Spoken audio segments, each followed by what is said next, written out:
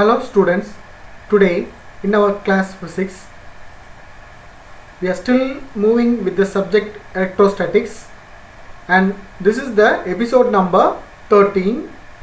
Today we are going to see very important topics. They are expression for energy stored in the parallel plate capacitor.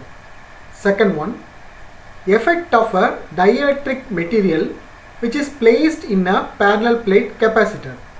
Then action of points, that means corona discharge. And last one, lightning arrestor or a conductor. Let's move to the topics now.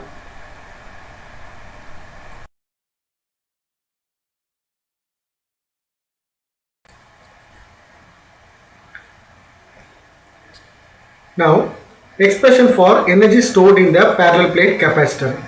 Students, capacitors not only stores the charge but also it stores the energy.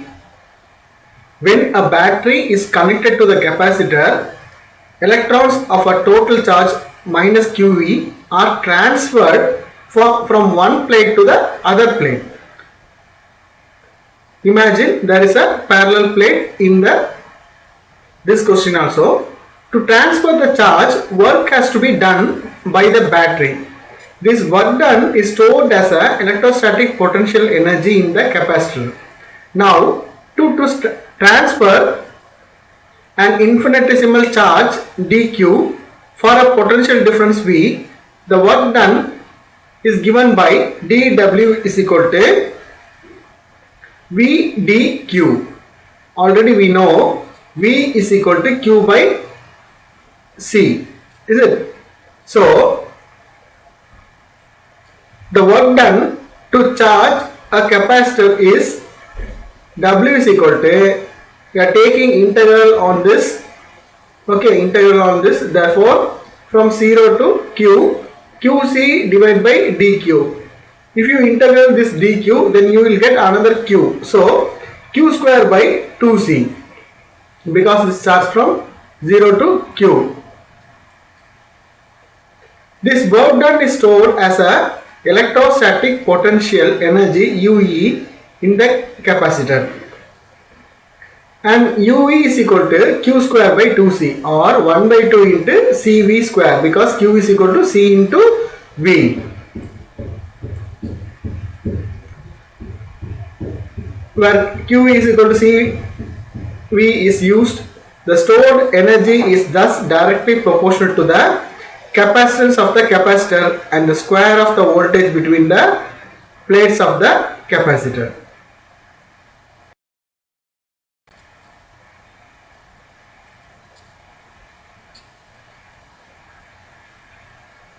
The effect of a dielectric which are placed in a parallel plate capacitor.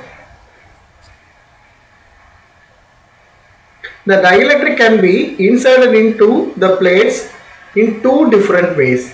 First one, when the capacitor is disconnected from the battery.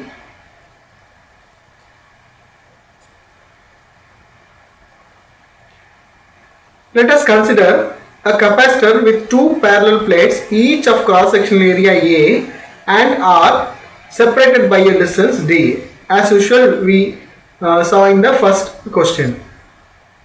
Now, the capacitor is charged by a battery of voltage V0 and the charge stored here inside the capacitor is Q0.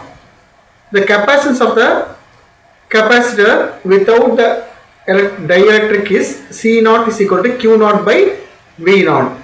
Let us consider this as a equation number 1.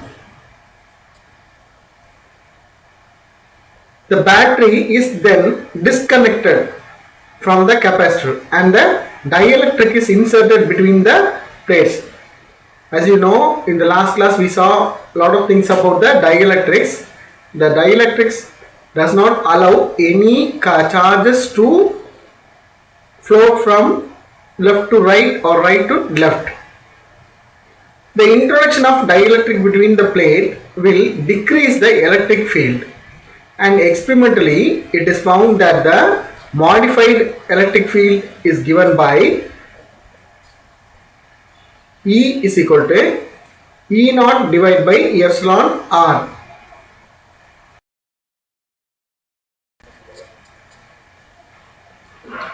Students, you can see here there are two parallel plates.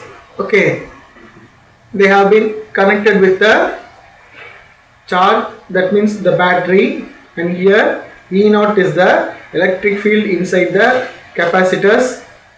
One is plus and another one is minus charged, and they have been separated by a distance d.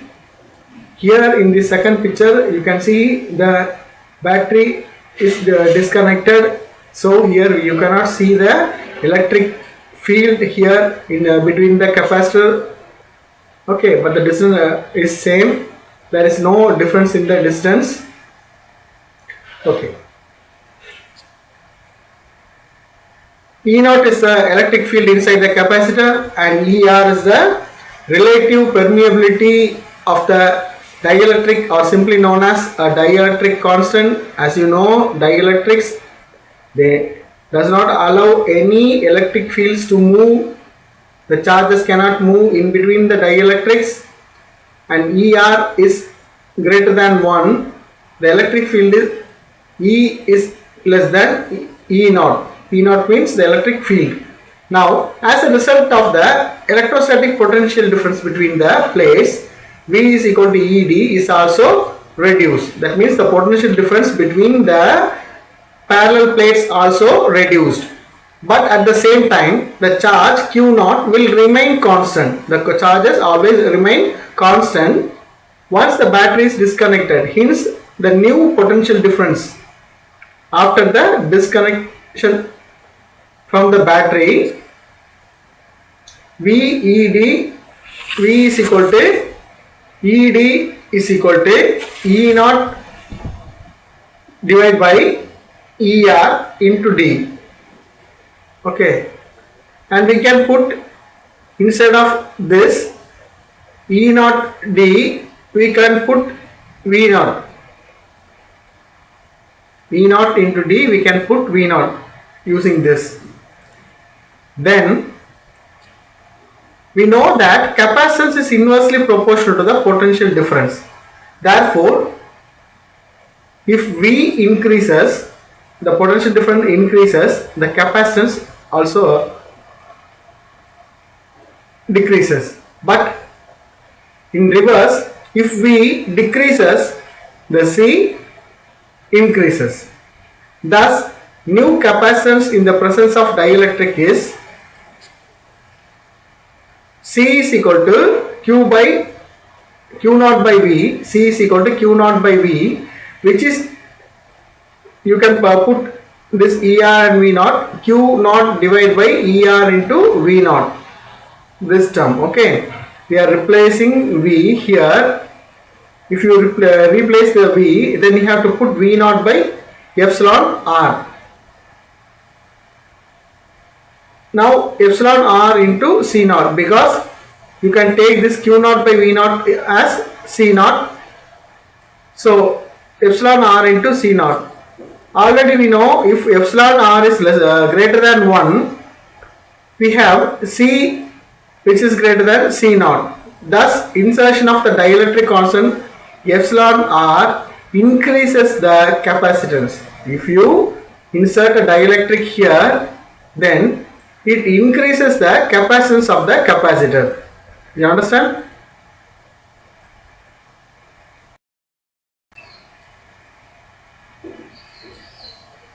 Again, using that equation, C is equal to Q by V, you can put instead of V, you can put QD by A epsilon naught A by D, while cancelling the Q. Okay, C is equal to epsilon naught A by D. C is equal to epsilon naught A by D.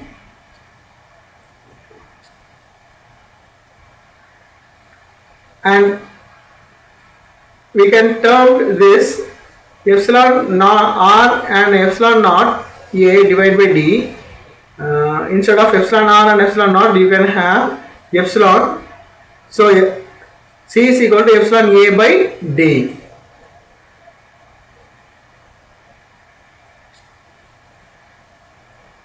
Where epsilon and epsilon R is the permittivity of the dielectric medium. The energy stored in the capacitor before the insertion of the dielectric is given by U naught is equal to 1 by 2 into Q naught square divided by C naught square. This is the equation number 6. And after the dielectric is inserted, the charge Q naught remains constant but the capacitance is increased. As a result, the stored energy is decreased. Therefore, U is equal to 1 by 2 Q naught square divided by C is equal to 1 by 2 Q naught square divided by epsilon R into C naught. We change this C as epsilon R into C naught. Okay, and we can replace this term U naught.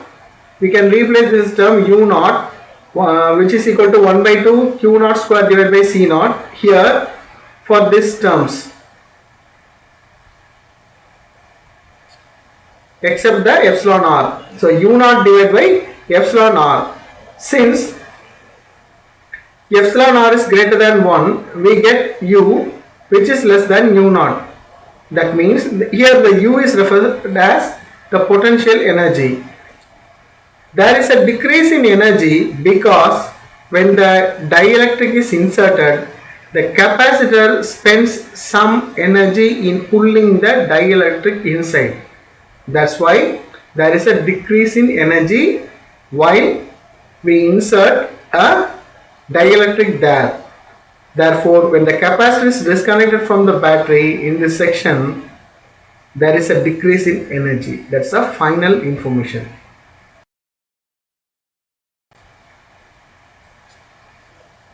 Now let's see what's happened when the battery remains connected to the capacitor.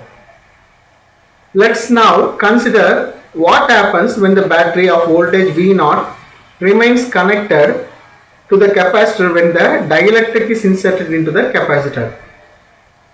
The potential difference V0 across the plate remain constant. That's an important thing. Then when a dielectric is inserted, the charge stored in the capacitor is increased by a factor of epsilon R. Therefore, Q is equal to epsilon R into Q naught, because here the epsilon R is the increased charge.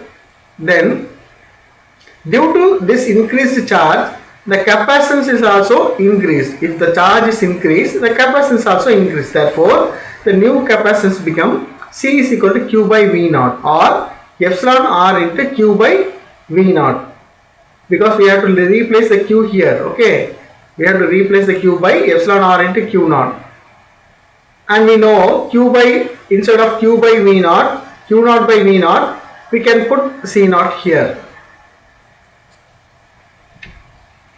When the battery remains connected is different from the case when the battery is disconnected before introducing the dielectric.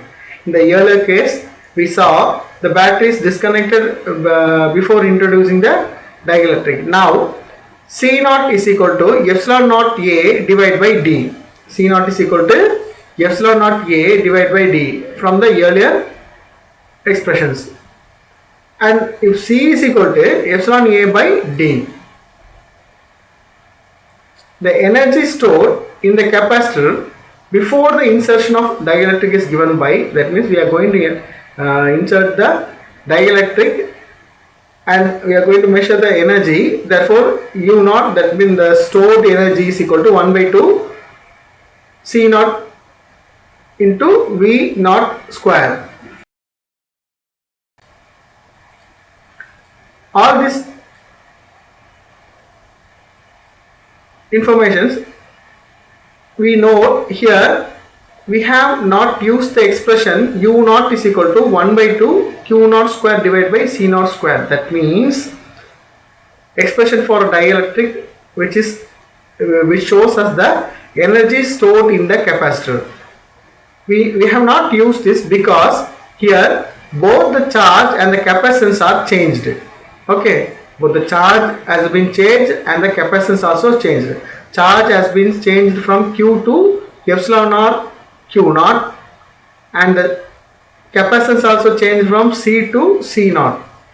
Whereas in the above equation, V naught only remains constant. After the dielectric is inserted, the capacitance is increased.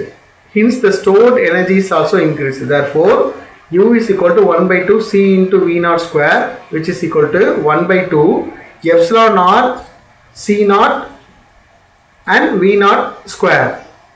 Or you can, instead of terms from the above equation, you can put epsilon R is equal to U naught. Now, since we know epsilon R is greater than 1 and U is greater than U naught, then the energy density is given by U is equal to 1 by 2 epsilon into E naught square, where epsilon is the permittivity of the given dielectric material.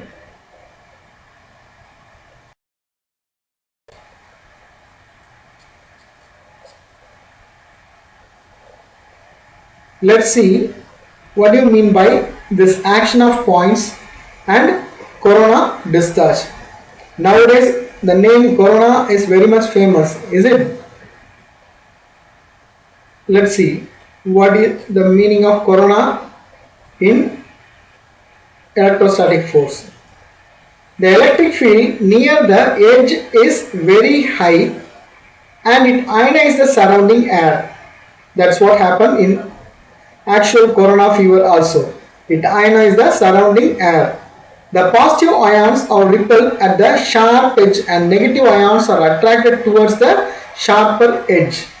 This reduces the total charge of the conductor near the sharp edge. This is called action of points or corona discharge. Actually, we know the electrostatic force of attraction is much in the sharp edges of a conductor, not in the middle of a conductor. Then, lightning arrestor or a lightning conductor. Next important topic. This is a lightning arrestor which is fixed in a home to save the home. This is a lightning arrestor which is used to save the home from the thunder, lightning or a storm. This device is used to protect tall buildings and some homes for lightning strikes. It works on the principle of action of points or corona discharge. Let me explain how it works. See, in this device, this lightning arrestor or a lightning conductor device consists of a long thick copper rod. Okay, long thick copper rod passing from the top of the building to the ground. Top of the building to the ground. The upper end of the rod has a sharp spike. This upper end of the rod will have a sharp spike or a sharp needle like equipment, which I showed in the figure. The lower end of the rod is connected to the copper plate, which is buried deep into the ground. When negatively charged cloud is passing above the building, it induces. So, a positive charge on the spike will remain in the cloud. It captures only the negative charges. Negative charges will be buried in the ground. Since the induced charge density on thin sharp spike is large, it results in corona discharge. This positive charge ionizes the surrounding air. Positive charge ionizes the surrounding air, which in turn neutralizes the negative charge in the cloud.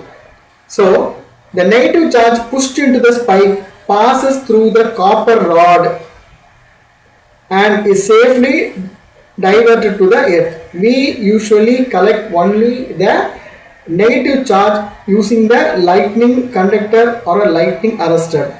The lightning arrestor never receive the positive charge. If it receive, then the lightning arrestor will immediately diminish, or immediately it has been spoiled, and the building or that house which I show you as a reference for you will also be destroyed. So we collect only the negative charges. Remember, the lightning arrestor does not stop the lightning. Rather, it diverts the lightning to the ground safely. It cannot stop. Still now, all the scientists in the world do not have any other facility to capture the power which emerged during the lightning or the thunder.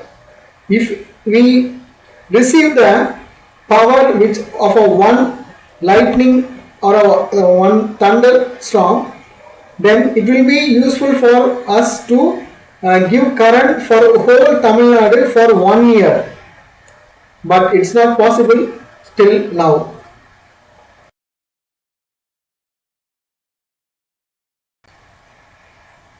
Thank you students, thank you for your presence.